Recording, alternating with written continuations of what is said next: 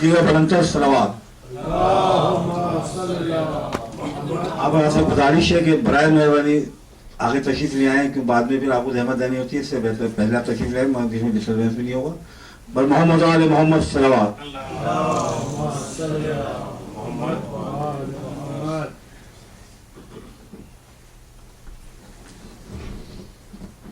نعرہ حیدری یا علی۔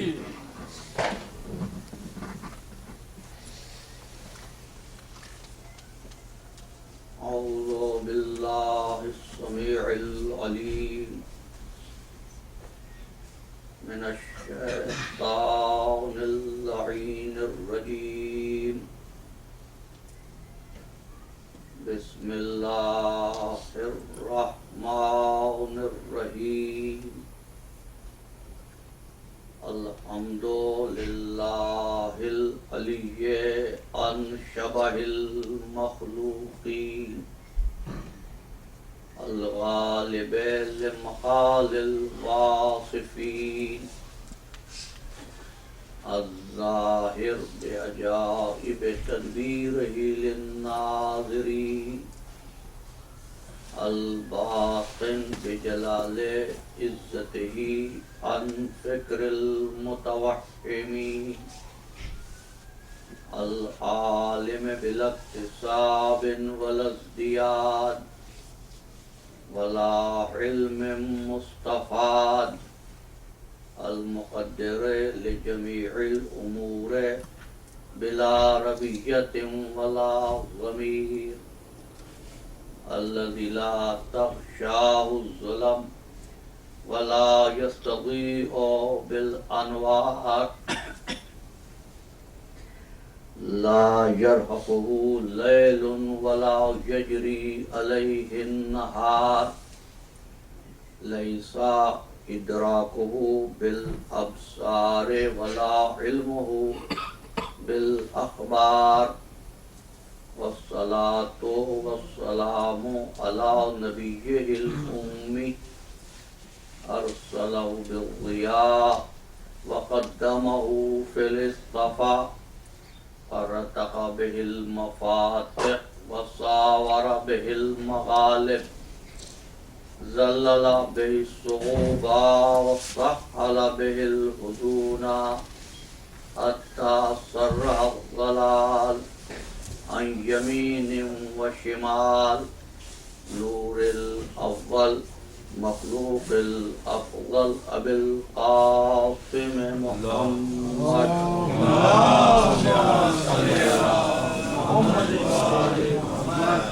وأهل بيته الطيبين الطاهرين المعصومين المظلومين الذين أذهب الله عنهم الرجس وطهرهم تطهيرا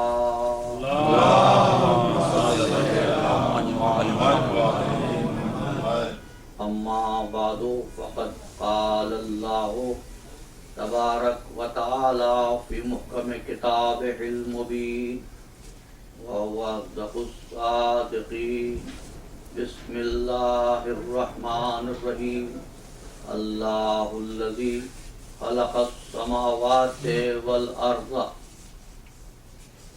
وأنزل من السماء ماء فأخرج به من الثمرات رزقا لكم وسخر لكم الفلك لتجري في البحر بأمره وسخر لكم الأنهار وسخر لكم الشمس والقمر داعبين وسخر لكم الليل والنهار وآتاكم من كل ما سألتموه وإن تعدوا نعمة الله لا تحصوها إن الإنسان لظلوم كفار صلوات اللهم صل على عزیزان محترم، عادت اور عبادت کے عنوان پر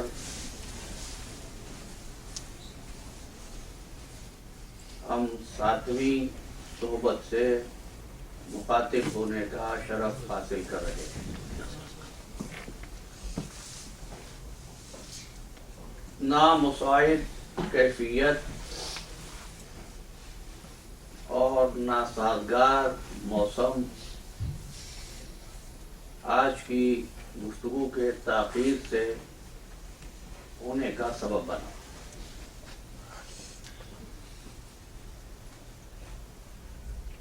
لیکن اس امر پر پروردگار عالم کا شکر ادا کرتے ہوئے آپ کے ذوق ولا اور فریضہ ادا کے لیے آپ کا وقت پر اس جگہ پر جمع ہو جانا اس امر کا ثبوت ہے کہ ذکر حسین کو کوئی رکاوٹ بھی روک نہیں سکتی، اور اس سے اس امر کا بھی پتہ چلتا ہے کہ وہ جس نے اپنی زندگی کو نام الہی کے لیے، پیغام الہی کے لیے وقف کر دیا ہو، وہ زمانوں پر حاوی ہوتا ہے، موسم پر حاوی ہوتا ہے۔ اس کارواں کی حرکت کو، اس کارواں کے سفر کو زمانے کی چھوٹی چھوٹی رکاوٹیں روک نہیں پاتی۔ یہی وجہ ہے ذکر حسین تو اس وقت بھی ہوتا رہا جب بادشاہوں کی تلواریں چل رہی تھیں ذکر کو مٹانے کے لیے، مورخ کے قلم حرکت میں تھے ذکر کو روکنے کے لیے، مگر تذکرہ حسینی تھا جو ہر قسم کی رکاوٹ کو عبور کرتا ہوا بڑھتا رہا۔ نہ یزید کا وہ ستم رہا، نہ زیاد کی وہ جفا رہی، رہا تو نام حسین کا جسے زندہ رکھتی ہے کربلا۔ عزیزو، ہماری گفتگو عنوان سے متصل رہے گی، عادت اور عبادت کے عنوان پر مسلسل آپ کی خدمت میں ایک فکر کو پیش کرنے کی کوشش کی جا رہی ہے، اور وہ یہ ہے کہ دیکھو تمہاری عبادت دوسری قوموں سے نفرت یا دوری کا باعث نہ بنے۔ تمہاری عبادت عادت کے تابع نہ ہو، تمہاری عادت عبادت کے تابع ہو۔ اس لیے کہ بعض چیزیں جن کو آپ سرسری کہہ کے گزر جاتے ہیں بہت اہم ہوتی ہیں۔ دیکھیے، فرعون نے کہا تھا انا ربکم الاعلی، میں خدا۔ منصور حلاج نے بھی کہا تھا انا الحق۔ فرعون نے کہا میں خدا، منصور نے کہا انا الحق، اللہ حق ہے۔ دونوں کا جملہ ایک ہی ہے نا، لیکن کیا وجہ ہے کہ فرعون لائق مذمت ہو گیا اور منصور کا نام تم بڑے ادب سے اور احترام سے لیتے ہو۔ عزیزان گرامی، یہی وجہ ہے کہ جب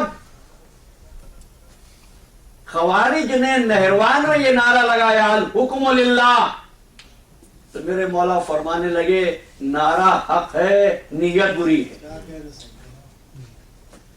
تو فرق کیا تھا؟ فرق وہی تھا جو عادت اور عبادت میں ہوتا ہے۔ شریعت چاہتی ہے تمہاری عبادت تمہارے نفس کی اصلاح کا سبب بنے، ایسا نہ ہو کہ عادت اس طریقے سے پختہ ہو جائے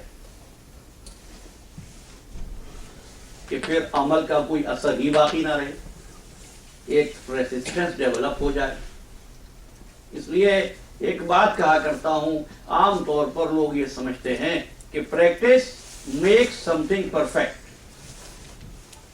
پریکٹس میکس پرفیکٹ، لیکن میں کہتا ہوں نہیں، پریکٹس پرماننٹ بنا دیتی ہے کسی چیز کو، پرفیکٹ نہیں بناتی۔ آپ ایک غلط عادت کو اپنا کر اس کی پریکٹس کرتے رہیں तो practice would make it permanent, but practice would not make it perfect. क्यों? शरीयत ने इसीलिए हुक्म दिया, पहली तारीख से 30वीं तारीख तक माह रमजान की तुमने रोजे रखे। अब जो दिन आया तो शरीयत ने आवाज दी, खबरदार आज रोजा ना रखना, आज का रोजा हराम है। इसलिए कि 30 दिन के रोजों ने जिस कैफियत को पैदा कर दिया था, कहीं वो आदत ना बन जाए। हुक्म दिया नहीं, अब ईद के दिन का रोजा हराम, तो मालूम हुआ ना रोजा रखना इबादत, ना रोजा छोड़ना इबादत, खालिक के हुक्म की तामील इबादत। सुभान अल्लाह। खुदकुशी हराम है, लेकिन अगर मैदान जिहाद में हो तो हथेली पर सर रखकर जाना ही तुम्हारा फर्ज है। क्या मतलब? ना जान का बचाना वाजिब, ना जान का देना वाजिब। अगर जान का मालिक कह दे जान दे दो तो देना जरूरी, अगर कहे बचा लो तो बचाना जरूरी। अज़ीज़ान गिरामी, इबादत का फलसफा यही है। शायद फरमाया ला तमशे फिल अर्ज़ मरा, देखो जमीन पर अकड़ कर मत चलो, जमीन पर कंधे बुलंद करके ना चलो। ला तमशे फिल अर्ज़ मरा इन्नका लन तखलकल अर्ज़ा वलन तबलुगल जिबाला तूला, देखो तुम्हारा अकड़ कर चलना ना तो जमीन का सीना फाड़ देगा, लन तबलुगल जिबाला तूला, और ना ही तुम पहाड़ों की बुलंदी पे पहुंच जाओगे, है ना। तो अकड़ कर चलना ममनू। लेकिन जब तवाफ़े खाने काबा के लिए पहुंचे, जिन कंधों को झुकाने का हुक्म था, इन्हीं कंधों को बैतुल्लाह की समत में तुमको नमाया करना है। क्या मतलब है अजीजों? न अकड़ कर चलना मासियत, न झुककर चलना इबादत। फिर इबादत क्या है अजीजान मोहतरम? खालिक जिस अम्र का हुक्म दे दे तुम कर लो, ये सवाल किए बगैर कि मालिक क्यों हमको हुक्म दे रहा है, ये इबादत है। और अजीजान मोहतरम, इबादत के ज़ैल में जब हम गुफ्तगू कर रहे थे तो हम यहां तक पहुंचे थे कल की गुफ्तगू में कि परवरदिगार आलम ने इंसान को मुतज़ाद कैफियतों से इबारत किया। जरा सलावत पढ़ दीजिए।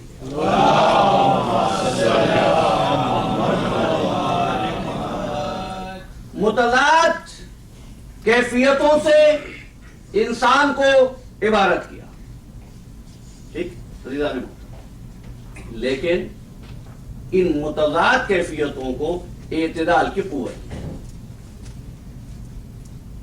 अब यहां पर मैं अदल की भी तारीफ मुअय्यन करता चलूं। देखो होता क्या है, बाज़ औक़ात बाज़ अल्फाज बार बार हमारे पर्दे समाज से टकराते हैं, लेकिन हम उनके मानी की तरफ मुतवज्जे नहीं होते। इसलिए मैंने कभी अर्ज किया था, लफ्ज बहुत आसान है ईमान, लेकिन अगर मैं कहूं ना कि ईमान को डिफाइन करो तो बहुत मुश्किल हो जाए। इसलिए जरा अदल के मतलब को भी समझ लीजिए। और अदल को समझाने के लिए मैंने पहली तकरीर में पहला जुमला आपकी खिदमत में एक पेश किया था, अगर आपके ज़हनों में हो, और वो जुमला ये था कि तुम नमाज पढ़ रहे हो अल्लाह की, एक बंदा आकर तुमको सलाम कर, आपके ज़हन में है मेरी पहली गुफ्तगू। तो अब तुम पर वाजिब यह है कि नमाज छोड़ो, उसके सलाम का जवाब दो। सलाम करने वाला है बंदा, सलाम बंदे को कर रहा है, तुम अल्लाह की इबादत कर रहे हो। अब आप मुझे बताओ, बंदा अहम है या खालिक?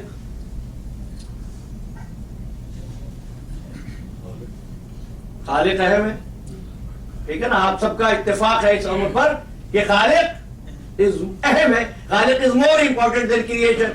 क्या बात है, खालिक की नमाज छोड़कर तुम बंदे के सलाम का जवाब दो। और देखो जो मसला बयान कर रहा हूं, ये मसला फिक़ह जाफरी का नहीं है, तमाम मकातीब फिक्र का इत्तेफाक है कि अगर नमाज पढ़ते हुए कोई शख्स आकर तुमको सलाम करे तो तुम पर लाजिम है कि नमाज छोड़कर اس کے سلام کا جواب دو. کیا بات ہے عزیزان محترم؟ اب تم کو اس کے اندر سے ایک چیز ملے گی. اور آج ایک دوسرا بات کہتا ہوں اور آپ سے سوال کرتا ہوں, سلام کرنا واجب ہے؟ نہیں, مستحب ہے. سلام کا جواب دینا واجب ہے. ایک ہے واجب, ایک ہے مستحب. الحمدللہ پڑھے لکھے سامعین, سلام کرنا مستحب, سلام کا جواب دینا واجب. اب کھول لینا فقہ کی کتابیں. سلام کرنے والا پہلے جنت میں جائے گا یا جواب سلام دینے والا پہلے جنت میں جائے گا؟ سلام کرنے والا پہلے جنت میں جائے گا. میرے مالک, مستحب واجب سے زیادہ افضل ہو گیا. بھئی سلام کرنا مستحب تھا, جواب دینا واجب. سلام کا جواب دینے والا پہلے نہیں بھیجا جا رہا, سلام کرنے والا جنت میں پہلے بھیجا جائے گا. تو عزیزان محترم, میں عرض یہ کرنا چاہ رہا ہوں کہ پروردگار عدل و عبادت میں چاہتا ہے کہ بندہ ایک وقت میں خالق سے بھی ملا رہے اور بندے سے بھی ملا رہے. اور وہ جس نے بندے کے دل کو ملا دیا, قدرت کو اتنا پسند آیا, اگرچہ کہ تو مستحب کر رہا ہے لیکن تجھ کو واجب پر ترجیح دے رہا ہوں, تجھ کو واجب عمل انجام دینے والے سے پہلے جنت میں بھیج رہا ہوں. عزیزان محترم, بس عدل نام ہے ان چیزوں کا جو دو رشتوں میں ایسا ملاپ پیدا کر دے کہ اس کے بغیر وہ ملنے والے نہیں تھے. یہ عام بندوں کی بات ہے عزیزان گرامی. عام بندے سے پروردگار کا تقاضا یہ ہے کہ اگر چاہتا ہے کہ عبادت رہے, عادت نہ بنے, تو زندگی کو اس طور پر گزار کہ ایک وقت میں نہ مخلوق سے رشتہ ٹوٹے نہ خالق سے تعلق ٹوٹے, دونوں تعلق ایک وقت پر قائم رہے. اور اسی لیے عزیزان محترم, ہمارے یہاں اس امر پر ذرا توجہ دینے کی اور غور کرنے کی ضرورت ہے. بھئی کعبہ بہت محترم ہے, مسجد بہت محترم ہے, قرآن مجید کی حرمت مسلم ہے, لیکن ایک مومن کا دل ان تمام چیزوں سے زیادہ محترم ہے. اتنا محترم ہے کہ فرمایا اگر عبادت تمہارے دل میں دوسرے برادر مومن کے مقابلے پہ احساس برتری پیدا کرنے لگے تو وہی عبادت ختم ہے. نہیں, حدیث پڑھوں, فرماتے ہیں اگر یہ خیال بھی آ گیا کہ میرے جوتے کا تسمہ دوسرے کے جوتے کے تسمے سے بہتر ہے, بس اتنا سا خیال پوری عبادت کو باطل کرنے کے لیے کافی ہے. کیا مطلب عزیزان محترم؟ عزیزان گرامی, عبادت کا مقصد ہے کہ طبیعت میں انکساری اور عاجزی پیدا ہو. عبادت کا مطلب یہ ہے کہ بار بار یہ احساس ہو پروردگار میں تیری بارگاہ میں کتنا ذلیل ہوں, اور اس احساس کے ساتھ تعلق کو اس طرح قائم کرے کہ اس کا رزق بھی پروردگار کی نظر میں اتنا اہم ہو جائے. بس یہ جملہ آپ کی نظر کرتا ہوں, اگر آپ توجہ کریں عزیزان محترم, اگر انسان عبادت کو عبادت کے جذبے سے انجام دے اور عبادت کو عبادت سمجھ کر بجا لائے, عبادت کو عادت نہ بننے دے بلکہ اپنی عادت کو عبادت کے تابع کر دے, رزق حلال حاصل کرے, تو رزق اتنا محترم ہو جاتا ہے کہ زمین والے تو کیا آسمان والے بھی اس دروازے پہ آ کے روٹیوں کی بھیک مانگتے ہیں. محمد بلند تر صلوات. نعرہ حیدری. لیکن بات یہ کہ ایک وقت میں دو تعلق ہوں, ایک وقت میں دو تعلق ہوں. عزیزان محترم, عام بندہ ایک وقت میں اللہ اور بندے سے تعلق پیدا کرے, اور وہ جس کو پروردگار عبادت کا معلم بنائے وہ ایسا ہو کہ ایک وقت میں پروردگار سے بھی ربط کرے اور ایک ہی وقت میں پروردگار کے نمائندے سے بھی ربط کرے. کیا مطلب؟ ایک وقت میں اللہ تک بھی پہنچ جائے, اللہ کے نمائندے تک بھی پہنچ جائے. ایسا منظر تو چشم فلک نے بس ایک ہی بار صحن کعبہ میں دیکھا, جب کوئی اپنے قدموں کے ساتھ حضور کے دوش پر بلند ہوا. اور جب بلند ہوا، اتنا بلند ہوا کہ رسول اللہ پوچھنے لگے یا علی اس وقت خود کو کیسا محسوس کر رہے ہو؟ فرمانے لگے کہ اگر چاہوں تو عرش کو چھو لوں۔ قدم کہاں ہیں؟ دوش پیغمبر پر۔ ہاتھ کہاں ہیں؟ عرش الہی پر۔ تو عزیزو، ہماری نظر میں امام کا کم سے کم معیار یہ ہے ایک وقت میں نبوت سے بھی ملا ہو اور توحید سے بھی ملا ہو۔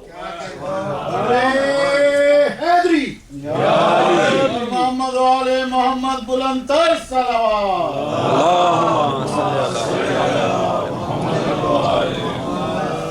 ذرا سی رحمت کیجئے، اگر آپ حضرات آگے تشریف لے آئیں گے تو بعد میں جو حضرات آئیں گے محمد والے محمد بلند تر صلوات۔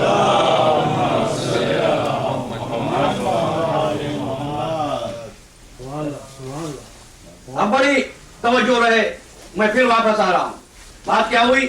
پروردگار نے انسان کو متضاد کیفیتوں سے خلق کیا، آگ، ہوا، مٹی اور پانی، اور ان چاروں کو جس جوہر سے، جس قوت سے ملا دیا وہ کیا تھی؟ بھئی اگر آپ میرے ساتھ ہوں گے تو پھر تو بات آگے بڑھے گی۔ جی، آگ، ہوا، مٹی اور پانی ملایا کیسے؟ قوت عدل سے، اعتدال سے۔ یہ چاروں ایک دوسرے کے دشمن تھے، ان کو دوست بنا دیا عدل سے۔ گویا کہ پروردگار عالم کو بہت عزیز ہے عدل۔ دیکھیے اصول دین میں توحید اور عدل تک ہم پہنچ گئے، قیامت کی بات پہلے کر چکا ہوں، آج تھوڑا سا آگے جانا ہے۔ عدل سے ملا دیا، اور ملانے کے بعد یہ انسان مٹی، اس میں عدل کی برکت کیا ہے؟ عدل کی برکت کیا ہے؟ عدل کی برکت یہ ہے بھئی اگر لکڑی کو کاٹ کر آپ نے کوئی شکل بنا لی تو شکل تو بن گئی، لکڑی تو لکڑی رہی نا۔ یہ مٹی تھی، یہ آگ تھی، یہ ہوا تھی، یہ پانی تھا، لیکن جب عدل نے ملا دیا تو اس مٹی نے بولنا بھی شروع کر دیا، سونگنا بھی شروع کر دیا، چکھنا بھی شروع کر دیا، سننا بھی شروع کر دیا۔ یہ عدل کی برکت تھی۔ اور جب عدل سے تم کو خلق کیا تو اگر چاہو کہ زندگی قائم رہے تو دیکھو عدل پر قائم رہنا، عدل پر قائم رہنا۔ عزیزان محترم، زندگی عدل کے ساتھ عبارت، زندگی کا قیام عدل کے ساتھ مشروط۔ اچھا میں مانوی اور اصطلاحی انداز سے ہٹ کر ذرا بات کرتا ہوں۔ بھائی یہ بدن بیمار کب ہوتا ہے؟ بھائی کچھ چیزیں ہوتی ہیں نا انسانی جسم میں، جس کو بلڈ کہتے ہو، جس کو میوکس کہتے ہو، جس کو بائل کہتے ہو، ان میں سے کوئی ایک چیز بھی بڑھ جائے تو بیمار، ایک چیز کم ہو جائے تو بیمار۔ اس کا مطلب یہ صحت نام ہے چیزوں کے بیلنس سے، توازن سے رہنے کا۔ سبحان اللہ۔ اس سے زندگی رہتی ہے۔ شوگر مناسب رہی آپ صحت مند ہیں، بڑھ گئی آپ بیمار ہیں۔ اللہ چاہتا ہے کہ اگر تم اپنی زندگی کو صحت کے ساتھ قائم رکھنا چاہتے ہو تو اپنی زندگی کے ایک ایک مرحلے پر اصول عدل کو یاد رکھنا۔ جس نے ایک ایک مرحلے پر اصول عدل کو یاد دلایا، ہم نے سب سے پہلے اس کے دین سے عدل کو نکال دیا۔ عدل سر فہرست ہے کہ عدل کو رکھنا۔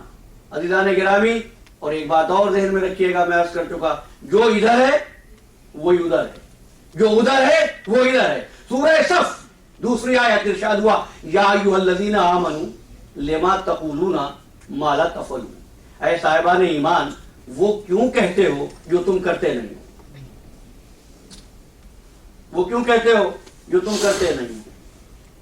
یعنی اگر تم کسی کو نیکی کا حکم دو تو ضروری ہے کہ اس سے پہلے تم بھی نیک کام کرو۔ قرآن نے یہ شکایت کیا تأمرون بالبر وتنسون انفسکم، لوگوں کو حکم دو نیکی کا اور اپنے نفسوں کو بھول جاؤ۔ جب پروردگار تم کو حکم دے کہ عدل سے کام کرو، یہ کیسے ہو سکتا ہے وہ پروردگار خود عدل سے کام نہ لے، خود عدل سے کام نہ لے؟ اس لیے اس نے حکم دیا ان اللہ یامرکم بالعدل والاحسان، اللہ تم کو حکم دیتا ہے کہ عدل سے اور احسان سے کام لو۔ آج کی گفتگو صرف عدل تک رہے گی، اور احسان پر بات کروں گا اگر وقت ملا. اللہ نے عدل کا حکم دیا تو اللہ کا عادل ہونا ضروری ہے, اس لیے کہ اگر وہ خود عادل نہ ہو تو تم کو عدل کا حکم کیوں دے؟ یہ اس کا عدل ہی تھا. ارشاد ہوا سورہ نساء رسلا مبشرین و منذرین لئلا یکون للناس علی اللہ حجۃ بعد الرسل. اللہ نے لوگوں میں رسول بھیجے, خوشخبری دینے والے, ڈرانے والے. کیوں بھیجے؟ لئلا یکون للناس علی اللہ حجۃ بعد الرسل, تاکہ رسولوں کے آنے کے بعد لوگوں پر حجت تمام ہو جائے. توحید عدل میں نبوت پر آ گیا. حجت بعد الرسل, تاکہ قیامت کے دن لوگ یہ نہ کہہ سکیں پروردگار ہم کو گمراہی کی طرف بلانے والے تو ہزاروں تھے, نیکی کی دعوت دینے والا کوئی نہ تھا. یعنی وہ مواخذہ کرے گا اس لیے کہ اس نے رسول بھیجے. اگر رسول نہ بھیجتا تو مواخذہ بھی نہ کرتا. تو رسول بھیج کر کیا کیا؟ عدل سے کام لیا. رسول کتنے آئے؟ 1,24,000. یہ ہدایت کا پیغام جو 1,24,000 رسولوں نے دیا, کیا ایک رسول کے ذریعے نہیں پہنچ سکتا تھا؟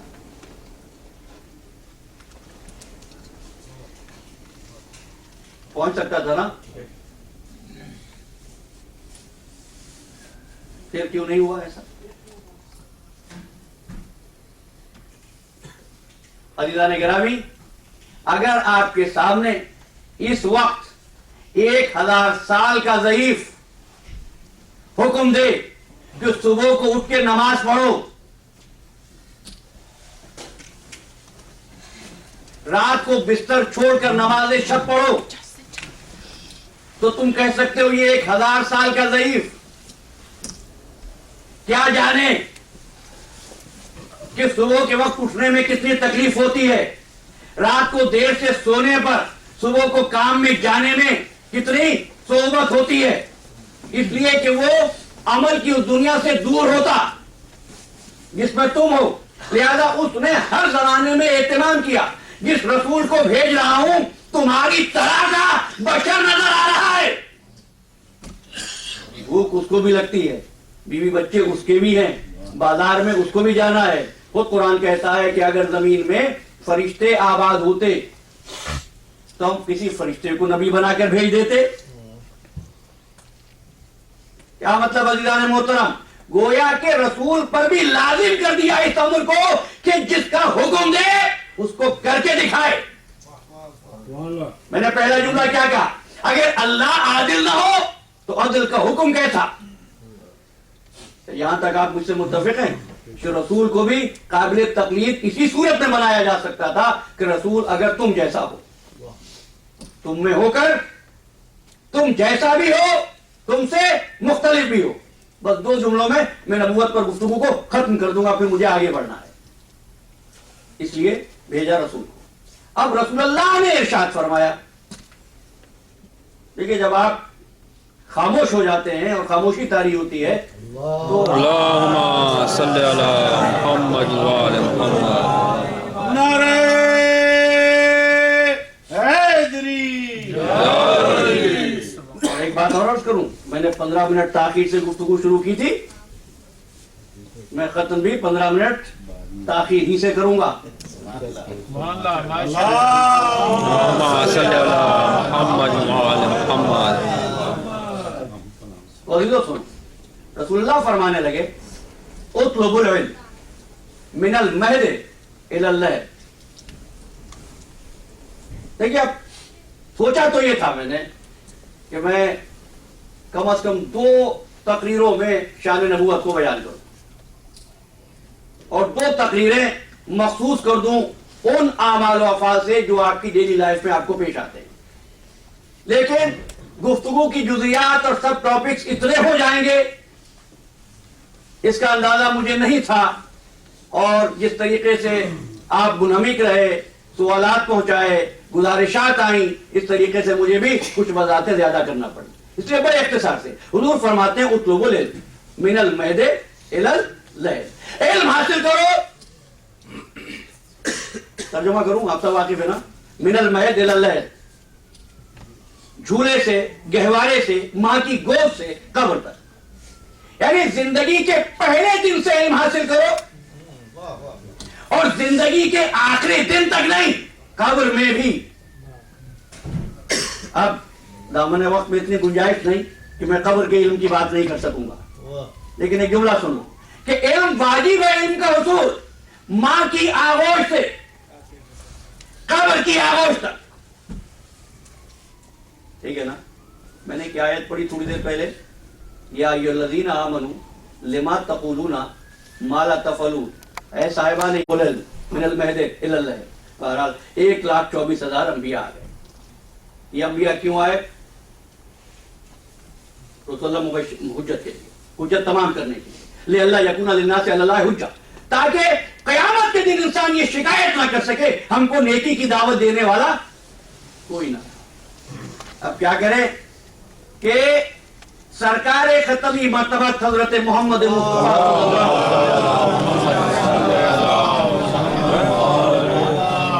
का विसाल हो गया।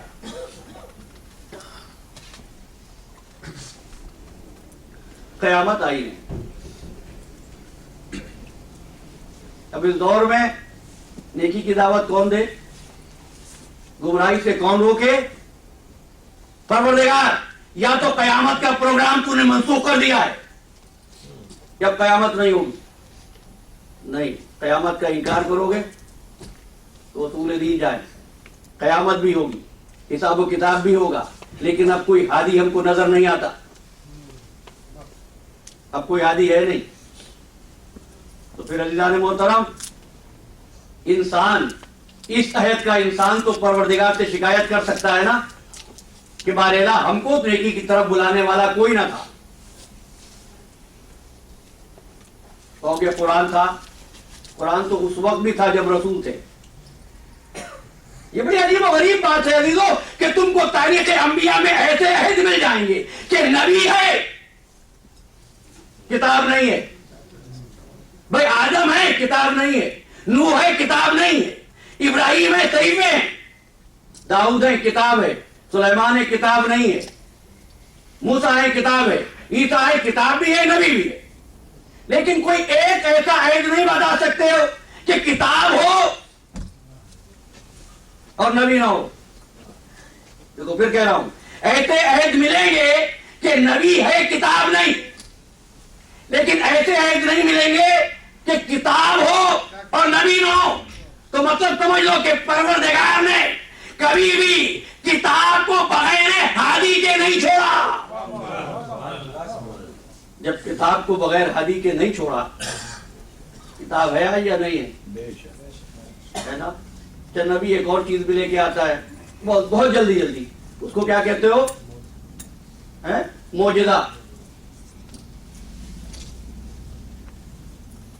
मूसा का क्या मौजिज़ा था? आसा। ईसा का मौजिज़ा क्या था? फन्ने तेब। दाऊद का मौजिज़ा क्या था? लहने दाऊदी। मेरे सरकार खत्मी मर्तबत अहमद मुश्तबा का मौजिज़ा क्या था?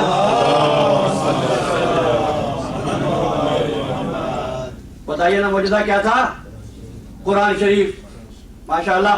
तो अज़ीज़ान मोहतरम, मूसा दुनिया से चले गए, असा तो रहा। असा क्या करता था?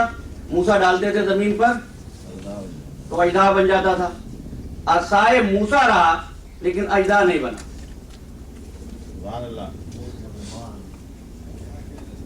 क्यों नहीं बन रहा था? भाई असा तो था मौजिज़ा, मौजिज़ नुमा नहीं था। यानी हर मौजिज़े के लिए जरूरी है कि एक मौजिज़ नुमा हो। हो गई बात? तो अब पूछ रहा हूं, कुरान मौजिज़ा था या कुरान मौजिज़ा है? अगर कुरान मौजिज़ा था तो मेरी गुफ्तगू रुक जाएगी, लेकिन तुम मुसलमान नहीं रहोगे। तो कुरान मौजिज़ा था नहीं, कुरान मौजिज़ा है।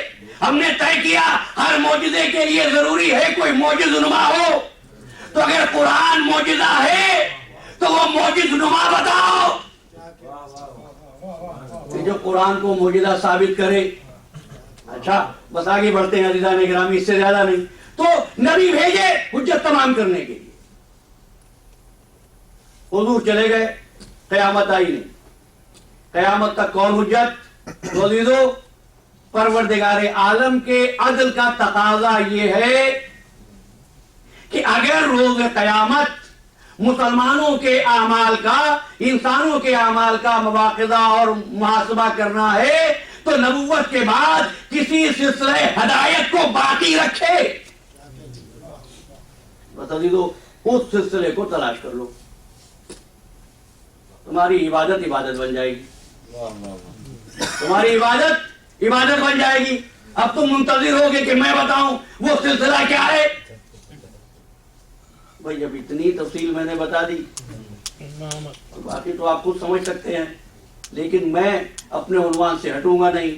उन्वान यही है और गुफ्तगू यही थी कि परवरदिगार आलम ने इंसान को अपनी सफात का मजहर बनाया।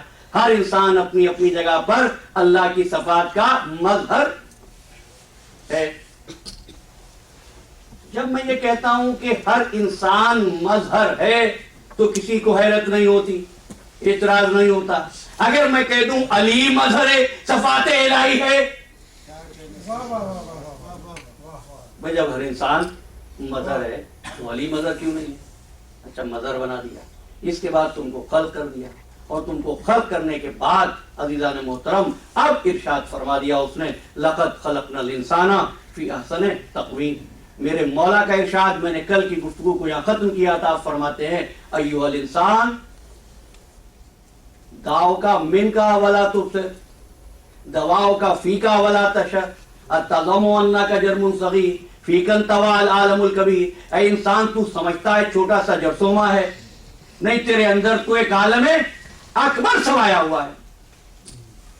क्या मतलब है? अज़ीज़ान मोहतरम, मौलाए कायनात इंसानियत को पैगाम दे रहे हैं कि इबादत को समझने के लिए किसी खारिजी वजूद को नहीं, खुद तुम्हें अपने वजूद को समझना है।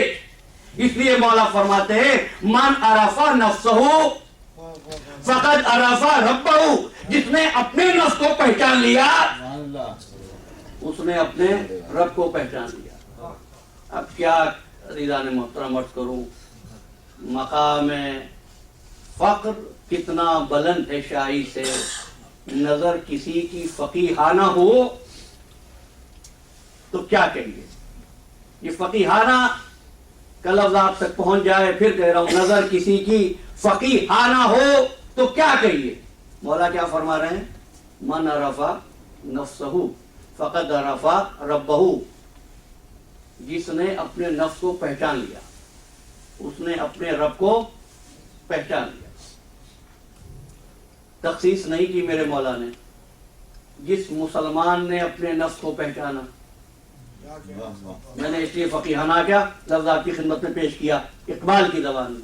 ये नहीं फरमा रहे जिस मोमिन ने पहचान लिया, ये भी नहीं फरमा रहे कि वो जो नमाजों में पाबंद था तौम सलात का उसने पहचान लिया। नहीं, दायरा इस्लाम को कितना वसी कर दिया। मन अरफा नफ्सहु, जिसने भी पहचान लिया। जीरो एक बात अर्ज कर दूं, इस्लाम पर मुश्किल वक्त दुश्मनों की साजिशों से नहीं, मुसलमानों की तंग नजरी से आया है। और एक बात और कहता हूं, जिन शख्सियतों का तुम जिक्र करते हो वो शख्सियतें भी तुम्हारी जागीर नहीं है। इस्लाम भी तुम्हारी जागीर नहीं है।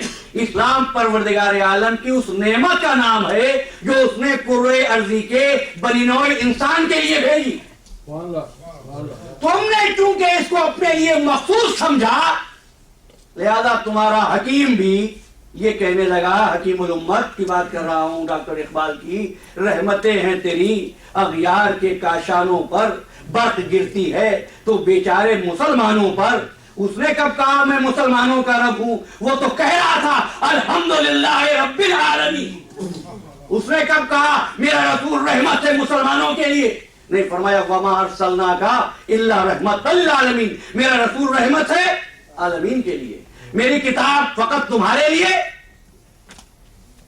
नहीं, तबारकल्लज़ी नज़्ज़ल अल-फ़ुरक़ान अला अब्दिही लियकूना लिल-आलमीन नज़ीरा, मेरी किताब भी आलमीन के लिए। शायद कभी मैंने ये बात कही हो, और वो ये थी कि आप कोई अच्छा काम करें, चलो फर्ज करें लाइब्रेरी बनाएं, लाइब्रेरी का नाम रखोगे किस चीज पर? किसी स्कॉलर के नाम पर। कोई मस्जिद बनाओ तो उसका नाम रखोगे किसी मजहबी शख्सियत की बुनियाद पर। कोई किताब लिखो, उसको इंतसाब कर दोगे किसी, अगर मजहब के मौजू पर है तो मजहबी शख्सियत से, सियासत पर है तो किसी सियासी शख्सियत से, तारीख पर है तारीखी शख्सियत से। ये क्या बात है कि कुरान मजीद जो कयामत तक बनी नौ इंसान के लिए हदायत है, उसके सूरों के नाम अंबिया के नाम पर नहीं है। चंद सूरों को छोड़ दीजिए, 114 सूरों में अक्सर नाम तुमको मिलेंगे। अब मैं नाम लेता हूं, बकरा क्या मतलब है? गाय। सूरह नमल क्या मतलब है? चींटी। सूरह नहल क्या मतलब है? शहद की मक्खी। अनकबूत क्या मतलब है? मकड़ी। सूरह दुखान क्या मतलब है? धुआं। माइदा क्या मतलब है? दस्तरखान। अनाम क्या मतलब है? चौपाई। मेरे मालिक तेरे 1,24,000 अंबिया, 114 सूरे, एक एक नबी के नाम पर एक एक सूरा होता। यही तो तुम समझे नहीं, तुमने मजहब को आदत समझा है, इबादत नहीं समझा। अगर मैं सूरों के नाम अंबिया पे रख देता तो कुरान मजहबी किताब रह जाती, हदायती किताब ना होती। मोहम्मद वाले मोहम्मद बुलंदतर सलावत।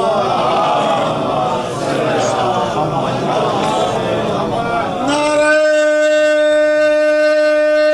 हैदरी। अल्हम्दुलिल्लाह अज़ीज़ान मोहतरम, हमारा उन्वान कुछ आगे बढ़ा। तो देखो, इस्लाम आफाकी दीन है, कुरान आफाकी किताब है, मोहम्मद आफाकी शख्सियत है। और जब इस्लाम को इस्लाम की तरह फैलाओगे तो इस्लाम फैलेगा। लेकिन इतनी बात याद रखना, इस्लाम और है, मुसलमान और है। इकबाल कहते हैं, मुल्ला को जो है हिंद में सजदे की इजाजत, मुल्ला को जो है हिंद में सजदे की इजाजत नादान समझता है इस्लाम है आदत। तुमने अपना नाम इस्लाम कब तक रख लिया? इस्लाम को समझो, इस्लाम को पहचानो। इस्लामी सफर का आगाज तौहीद से नहीं। भाई 7वीं मजलिस में एक बड़ा जुमला आपके हवाले कर रहा हूं। इस्लामी हिदायत का आगाज तौहीद से नहीं, इंसान की मारिफत से होता है।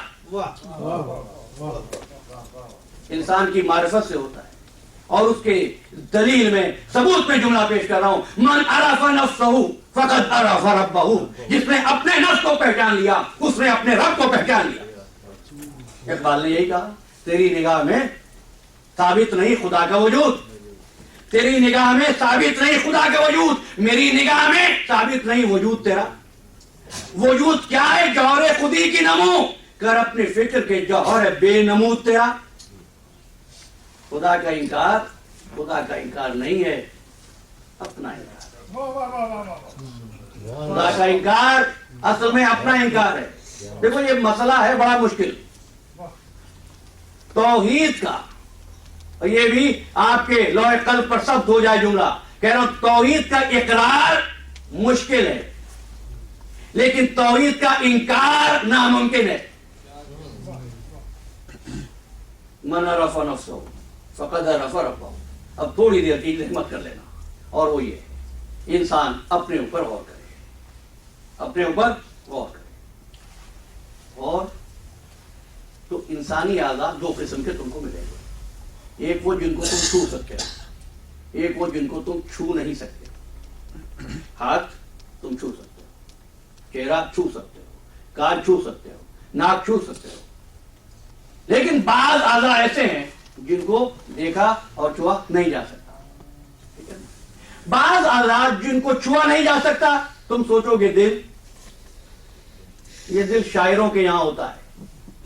दिल भी ए दर्द कतरा खून था, अबे गुलाम है नकवी साहब तशरीफ रखते हैं। मीर दर्द कहते हैं दिल भी है दर्द, कतरे खून था यहाँ आंसुओं में कहीं पड़ा होगा। नहीं, दिल को भी छू सकते हैं, दिल को भी छुआ जा सकता है। सर्जन तो बहरहाल छू ही लेते हैं, लेकिन एक आजा ऐसे हैं जिनको कभी छुआ नहीं जा सकता। तो you can divide all organs into two category, visible organs, invisible organs. इंसान जिंदगी गुजारता है, जिंदगी गुजारता हुआ एक दिन मर जाता है। देखो इससे ज्यादा मुख्तसर और इससे ज्यादा आसान नहीं किया जा सकता। एक दिन मर जाता है। जब मर गया अब आप उस डेड बॉडी के पास पहुंचे, बातें कीजिए, जवाब देगा? जबान है ना उसके पास अभी भी, अब बोल क्यों नहीं रहा? दिल है इसके पास, ख्वाहिशें क्यों नहीं है? तो अज़ीज़ान मोहतरम बात यह है, कोई ऐसी चीज जो पहले इसके पास थी और मौत के वक्त पर इसके पास नहीं रही। देखिए मेरे एक मोहतरम सामने ने एक लफ्ज लिया है, लेकिन मैं कोई लफ्ज इस्तेमाल नहीं करना चाह रहा हूं।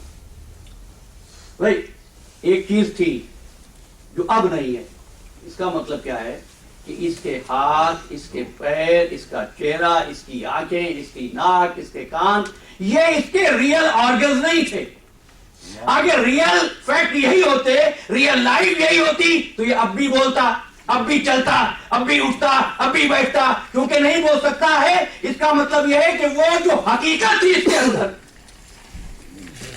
वो अब इसके अंदर नहीं है। जब तक वो हकीकत रही, ये जिंदा रहा। अच्छा अब तो ये मर गया, जिस वक्त जिंदा था तो क्या आपने इसकी इस हकीकत को देखा था? नहीं देखा था। यानी जिंदगी में भी वो हकीकत नजर नहीं आई, और मरने के बाद तो अब नजर आने का सवाल ही पैदा नहीं होता। भैया बैठे हुए गुफ्तगू सुन रहे हैं और अल्हम्दुलिल्लाह खुश हैं, लेकिन कोई ऐसी बात हुई, आपके चेहरे का रंग बदला, तो आपके बदन के अंदर कोई कुव्वत है जो एक लम्हे में आपको खुश कर देती है, एक लम्हे में आपको मुस्तरिब बना देती है। उस कुव्वत को देखा है कभी? नहीं देखा। जिंदगी भर नहीं देखते, मरने के बाद देखने का सवाल ही पैदा नहीं होता। लेकिन एक बात समझ में आ गई कि हकीकत किसे कहते हैं। बस मुझे यही तक आना था। हकीकत किसी निजाम की उस कुव्वत को कहते हैं जो किसी निजाम को चलाए और नजर न आए, जो इंसान की हयात का निजाम चलाए और नजर न आए। वो इंसान की हकीकत जो कायनात का निजाम चलाए और नजर न आए। मोहम्मद वाले मोहम्मद बुलंदतर सलावत। खुशनूदी इमाम ज़माना बुलंदतर सलावत। नारे हैदरी। वज़ीरान मोहतरम, हम पहुंच गए ना वहां तक, तो यकीने इमामत रखो या न रखो, किसी ऐसी जात को तो मानना पड़ेगा जो पर्दे गैबत में रहकर कायनात पर हुक्मरानी कर रही है। अच्छा, अगर वो कायनात पर पर्दे गैब में रहकर हुक्मरानी कर रही है, तो वो शख्सियत वजीर आजम है, सदर है, चांसलर है, गवर्नर जनरल है? नहीं, नहीं ना, छोड़ दीजिए एक लम्हे के लिए और पीछे आइए। चलिए बताओ, इस कायनात का हाकिम कौन है? परवरदिगार। अल हुक्म लिल्लाह इन्नल अम्रा कुल्लुहु लिल्लाह, कुरान गवाह है। हाकिम हकीकी परवरदिगार है। बात तय हो गई। अच्छा, तो प्रेसिडेंट बैरक ओबामा क्या है? वो भी तो हाकिम है ना। ये मुमलिकतों के सरबराह क्या है? गवर्नर इमरान कौन है? का ये भी है। तो फिर इनमें और उस हाकिम में फर्क क्या है? का ये वो है जिनको हमने बनाया है और वो हकीकी हाकिम है। तो इतनी बात तय हो गई, जिसको हम बनाते हैं वो हकीकी नहीं होता।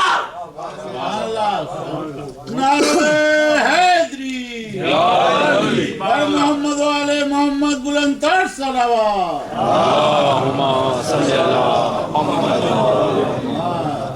जिसको हम बनाते हैं वो हकीकी नहीं होता, जिसको परवरदिगार बना दे वो हकीकी होता है। اور جو حقیقی ہوتا ہے اس کے لیے فرق ہی نہیں پڑتا تخت حکومت پر ہو یا بوریائے فقر پر ہو. سبحان اللہ. بات تو یہ ہے کہ وہ یہودیوں کے بعد میں مزدوری کر رہا ہو, حکومت کرنے والے تخت چھوڑ کر اس کے بعد مسئلے پوچھتے ہوئے نظر آتے ہو. سبحان اللہ. سبحان اللہ. عزیزان محترم, بس یہی بات تھی کہ حکومت حقیقی وہ چیز نہیں ہے جو لی یا دی جا سکے. حکومت حقیقی جس کو مل گئی اس کو مل گئی. سالے کا فضل اللہ ہے, یؤتی ہے من یشاء, یہ اللہ کا فضل ہے, جس کو چاہے وہ دیتا ہے. وہ تخت و تاج کا محتاج نہیں ہوتا, ورنہ اللہ کیسے حاکم؟ کیا اللہ کے سر پہ تاج ہے؟ کیا اللہ کی کوئی فوج ہے؟ کیا تمہاری طرح کے اس کے پاس اسلحے ہیں, ہتھیار ہیں؟ نہیں, کچھ بھی نہیں ہے, مگر حاکم ہے.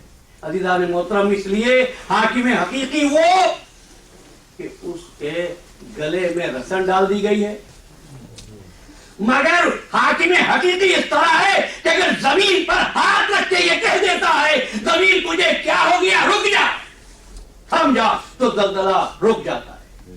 جب یہاں تک پہنچے ہو تو اس بات کو بھی سمجھ لو کہ اگر حسن مشتبہ صلح کر کے تخت چھوڑ دے تو بتا یہ رہے ہیں کہ ہمارا دین حاکم حقیقی وہ تخت و تاج کا محتاج نہیں ہوتا, تخت و تاج اس کا محتاج ہوتا ہے. اور جوانوں کے لیے ایک جملہ کہہ رہا ہوں کہ جب صلح ہو گئی امام حسن علیہ السلام اور امیر شام,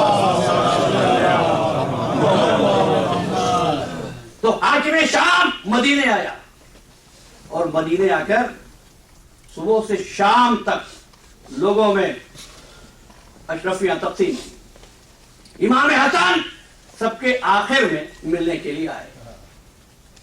کہنے لگا, حسن آپ دیر سے اس لیے آئے ہیں تاکہ میرے پاس جتنی دولت ہے وہ تمام کی تمام ختم ہو جائے. پھر حکم دیا کہ صبح سے اب تک جو تمام لوگوں کو دیا گیا اس کے برابر حسن مجتبی کی خدمت میں اشرفیاں پیش کی جائیں. میں ایک بات کہوں گا کہ حاکم شام کی نظر میں بھی سارا مدینہ ایک طرف, سبحان اللہ. سبحان اللہ. حسن مجتبی ایک طرف. اب کہتا ہے کہ میں کوئی معمولی آدمی نہیں ہوں, میں ہندا کا بیٹا ہوں. فخر دیکھا آپ نے, میں معمولی آدمی نہیں ہوں, ہندا کا بیٹا ہوں. مولا فرمانے لگے کہ میں تو تیرے مقابلے پر یہ بھی نہیں کہہ سکتا کہ میں تجھ سے بہتر ہوں, اس لیے کہ اے امیر شام, مقابلہ ہوتا ہے ان چیزوں میں جن کی صفات ایک دوسرے سے ملتی ہو. جس طرح پروردگار نے تم پر طہارت کو ممنوع کر دیا, ہمارے پاس رزق کو حرام کر دیا. بر محمد و آل محمد بلند تر صلوات.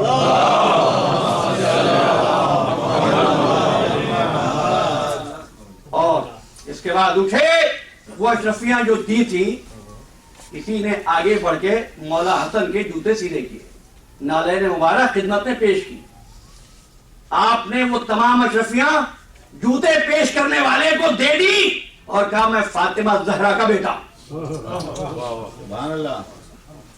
آپ نے دیکھا حکومت حقیقی کیا ہے؟ یہ حکومت حقیقی ہے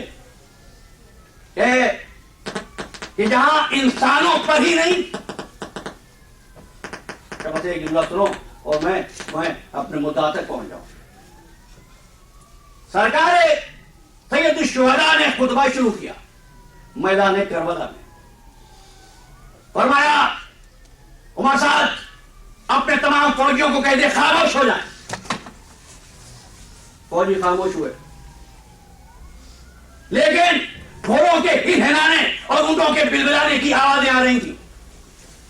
آپ نے فرمایا شور کیسا ہے؟ فرزند رسول, میں اونٹوں اور گھوڑوں کو تو خاموش نہیں کر سکتا. میں سمجھتا ہوں کہ مولا یہ قدرت دکھانا چاہتے تھے حکومت حقیقی کی. اس کے بعد انگشت مبارک کا اشارہ کیا اور میدان کے تمام جانور خاموش ہو گئے. یہ حکومت حقیقی ہے. یہ کبھی حسن کے پاس ہے, کبھی حسین کے پاس ہے. آج محرم کی 7ویں ہے. آج حسن کے یتیم کا پرسہ دینا ہے. آج ام فروا کو پرسہ دینا ہے. آج جو دن گزرا جانتے ہو نا, محرم کی 7ویں. آج تمہارے شہر میں پانی ہے, بارش رہی ہے, لیکن کربلا کے میدان میں آج کے دن خیام حسینی میں ایک پانی کا قطرہ بھی نہیں گیا. آج ہی کا دن تھا جس روز ابن زیاد کے حکم سے دریا پہ پہرا لگا دیا گیا تھا کہ دریا کے پانی سے سب سیراب ہو, مگر حسین کے خیمے میں پانی نہ جائے. آج سے پیاس شروع ہو گئی, لیکن کس کی پیاس؟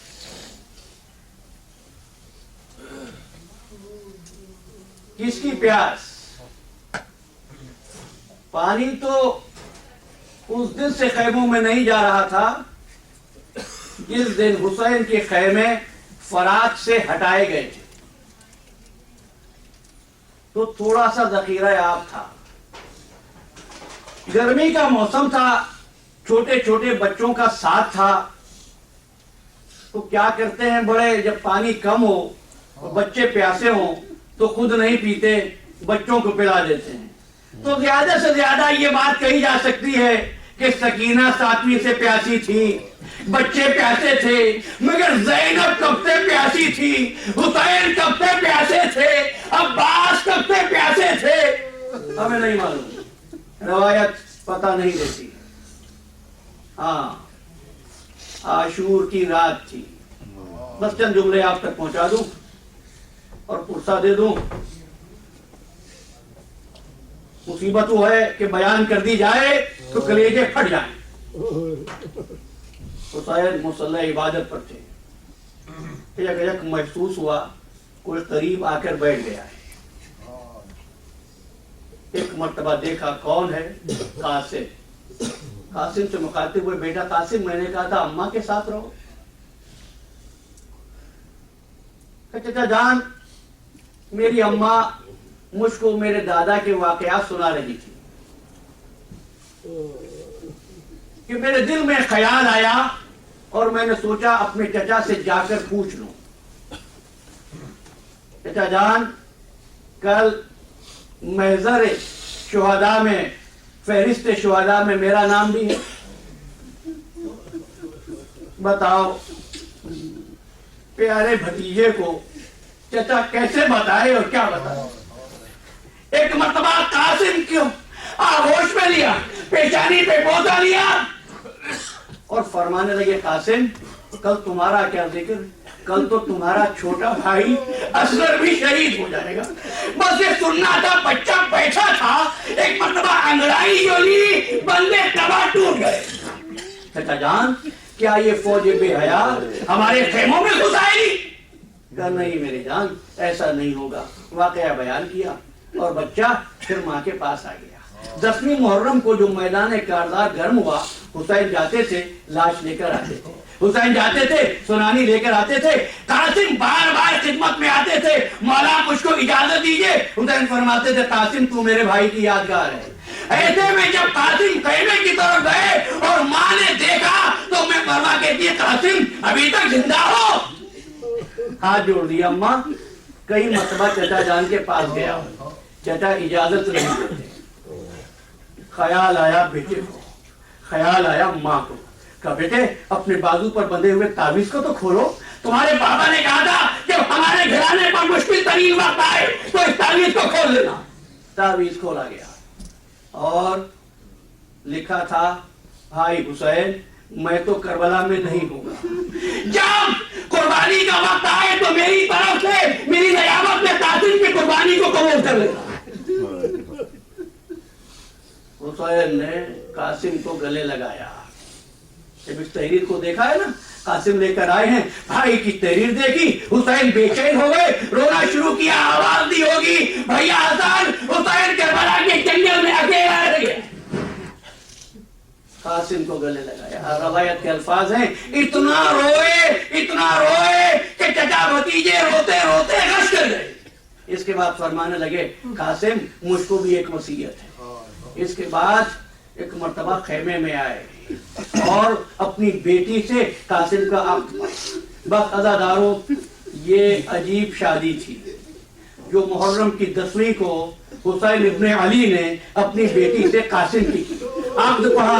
मेरा दिल कहता है हुसैन ने कहा होगा, फातिमा मुसाफिरत का वक्त है, गुर्बत का वक्त है, शादी बहुत सादगी से हो रही है, लेकिन अगर मदीने में होती तो कुछ दिनों में लोग भूल जाते ये ऐसी शादी है कयामत तक दुनिया याद रखेगी।